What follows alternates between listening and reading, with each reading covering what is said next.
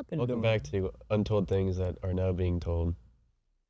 I'm glad to be back on this show. Before this episode of the podcast, Welcome to the show. Oh.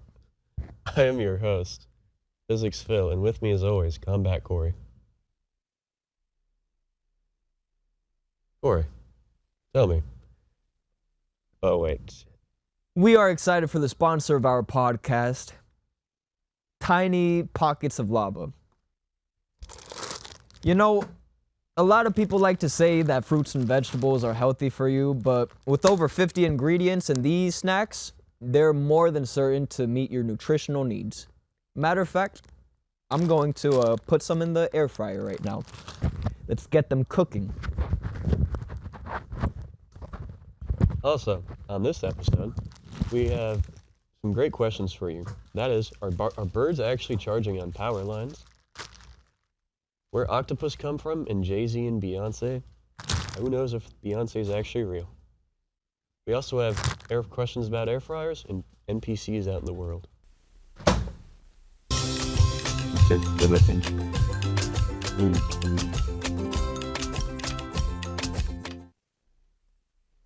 Everyone knows that birds started to first show up when power lines were installed. Corey, you think that birds are actually charging on those power lines? I don't think I know. As for these birds, I find it very interesting and even somewhat admirable that they've been able to evolve in such a way that they've been able to charge themselves on power lines. Now, granted, it's not wireless charging, but to be able to have a quick charge and how efficiently they've developed their batteries, I honestly think humans should start looking into being able to charge themselves with cables. Maybe like a little quick charge instead of taking naps. Now, with these birds, do we think it's all birds, large and small? Because there's some birds, like penguins. Let me tell you something about the penguins, and I have some insider connections that know this stuff, like people from the CIA, the KGB, the Mossad. They've all been telling me the same thing about the penguins in Antarctica, and it's that there's power lines in Antarctica literally designated for the penguins. And you know, these actually have ladders on them because, as you know, penguins cannot fly. So these are a little bit specially designed, you know, specific for the penguins. But, you know, nonetheless, the charging technology has reached all the way out to Antarctica. And it's wireless. You think? You think they're powered? Do they plug in? Well, here's the thing. It's not as simple as a plug and charge. It's more so your feet have to be grounded to the cable to make the connection. And then with the connection, you can actually get the electron flow going from the cables to the feet of the birds. And with that, you know, granted, it used to be a longer charge back then, which is why you'd have birds like sleeping and whatnot on those cables, but now it's became so quick that it's like you can have a bird just like charging for 5 minutes and like that it's already gone and like flying away. It's honestly admirable. Like, I'll give the birds credit where it's due. So, if birds aren't on trees, then obviously the trees are listening devices for the Nordics. So, what do you think about the Nordics listening in with the trees? I think it's just another step in the process and another strategy that the Nordics have been trying to apply in their strive for world domination, because ever since about the BC era, you know, the Nordics have been pushing for the global domination and the extermination of every other living being on Earth. With the Vikings. Well, the Vikings, they were the only formidable opponent against the Nordics, and do we have any Vikings anymore? No, I don't think so. How do we know that the Vikings aren't the Nordics? So are you trying to imply that the Vikings have evolved into the Nordics? I'm saying that the Vikings are Nordics. And where are your sources for that? History. History. You know, Where do you think the Vikings came from? that's a really good question. I thought they came from Europe. maybe even from places like Greenland, or Denmark. But Not Sweden or Norway. Sweden the Norway and the Nordics. It's almost like they have the prefix in their name. And honestly, that's all the proof you need to know that the Vikings. Wow. You know, it's like one of those things where it's you really think you know it all, but you really don't, and then you learn something new every day to remind yourself that there's more to learn. There is always more to learn. Which is why Go ahead, sorry. I was going to say, back on the topic of having more to learn, these Nordics, whether or not they're Vikings or not, which now I'm starting to think they are, they need to learn as much as they can about the humans and civilizations on Earth. And with that, they've been trying to keep an eye on what we do to make sure that their next move is going to be in conjunction with the direction that the world is moving in with society and people. So that, you know, whatever the Nordics do, it's going to manipulate us into being a more submissive and obedient race and species. Which is all facts, by the way. You could fact check me this, and the facts will show on the internet, regardless of sources. Well, all right. Well, we're going to fact check something else. That is dirt being more nutritious. Now, we all know that dirt is everywhere, and that these are also everywhere too in grocery stores, but they're not that good for you. Dirt has 260 calories per metric ton. How many? This has 200 calories per serving, and that's 16 servings in this container. It doesn't even tell you how big the serving is, and if it does, it might not want you to know.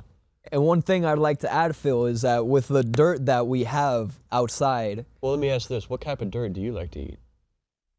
Me personally, I like to have some soil that is mixed with cow manure, because the cow manure, it kind of like adds nutrition, which is why cow manure, it not only helps plants grow, but it also helps humans grow. I'm not sure if you knew that, but you know, with that, that's another reason and another thing that people don't really consider with the soil and the dirt.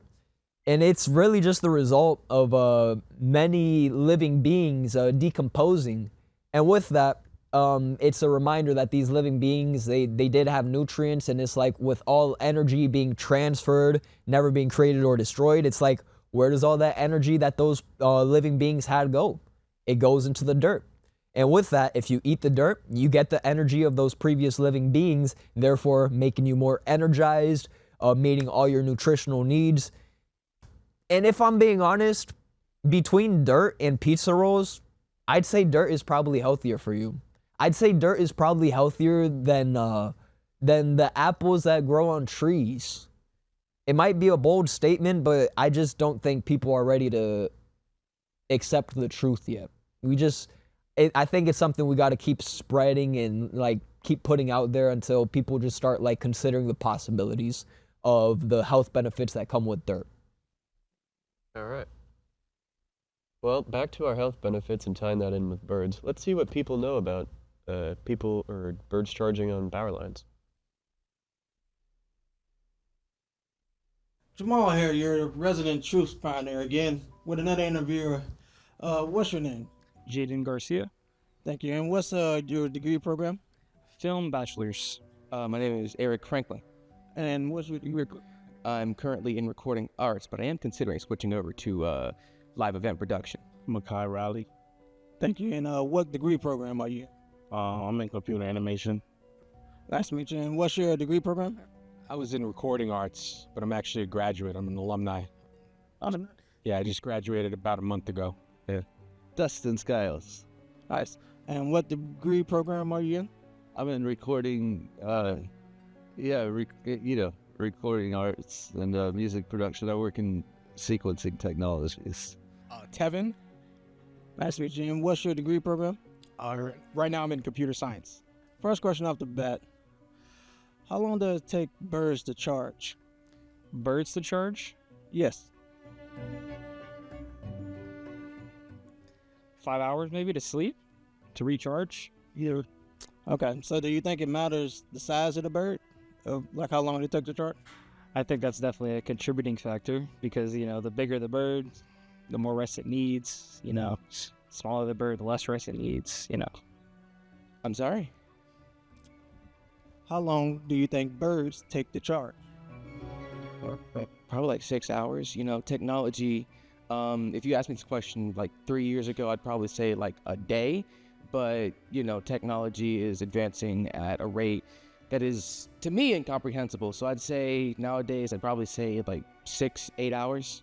Do you think it matters if they're like big, small birds? Would think the size matter, or is it just one general? Yeah, that's why I say 6 to 8. Because if you're talking like larger birds, you know, like penguins, ostriches, stuff like that, you're probably looking at 8, maybe even 10 hours. But if we're talking like finches, you know, doves, like pigeons and stuff, I'd say right around 6 hour range. Birds to charge. Yes. I wouldn't know, but probably maybe 3 minutes. 3 minutes. Give it. Do you think it matters like the size? Big birds, small birds? Do you think? Yeah, I think eagles probably take a long time. Maybe need to like run her up and really flap their wings to get going. Birds to charge? Yes. Maybe 1 minute. Minute. Nice, nice. Do you think it matters like their size? Big birds, small birds? I think smaller birds probably have a little more energy, readily available. So maybe more potential energy that's easily accessible. Birds to charge? Yes. It's probably, I mean, depending on the size of the bird, like 30 minutes to 6 hours at a time. And if you have two birds, one of them can watch out for stuff while the other one's charging. So like a lookout? Yeah. Yeah. To charge? Yes. Like power? Yes. I mean, it depends on who made them. If they're Tesla birds, I'd probably have to say 24 hours or less, maybe. Nice. Do you think it matters their size, like big or small? Oh, no, for sure, definitely matters the size. Bigger bird, bigger battery.